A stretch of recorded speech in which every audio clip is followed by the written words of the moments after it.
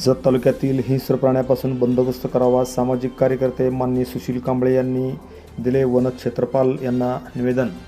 जत तालुक्यामध्ये हिंस्र प्राण्यांचा वावर मोठ्या प्रमाणात झाला असून आजूबाजूला असणाऱ्या रस्ते, गाव, शहर तसेच शेती या सर्व ठिकाणी वन्य प्राणी साप, विंचू, लांडगा, कोल्हा, तरस, सालिंदर तसेच विषारी साप यांचा वावर वाढत आहे। त्यामुळे कित्येक वेळा लोकांवर व जनावरांवर त्यांनी हल्ला केलेला आहे।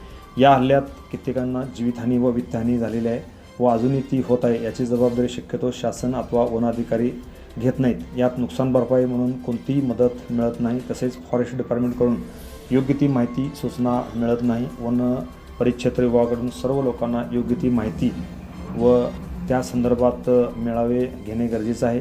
यामध्ये वनक्षेत्राच्या आजूबाजू ज्या लोकांचा वावर आहे त्यांना तुम्ही वेळोवेळी सर्व हिंस्र प्राणी व विंचू यांची माहिती देऊन त्यांच्यावर कशा पद्धतीने मात केली पाहिजे याचे शिबिर घेऊन त्यांना मार्गदर्शन करणे गरजेचे आहे।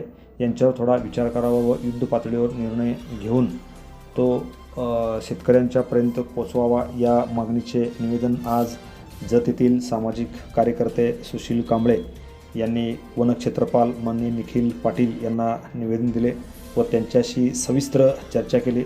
यावरती निखिल पाटील वनक्षेत्रपाल यांनी येणाऱ्या 15 ते 20 दिवसामध्ये आपण संपूर्ण तालुक्यातील मंडलमध्ये शेतकऱ्यांना बोलून त्यांना संपूर्ण माहिती देण्याची व्यवस्था करू अशी ग्वाही त्यांनी यावेळी दिली।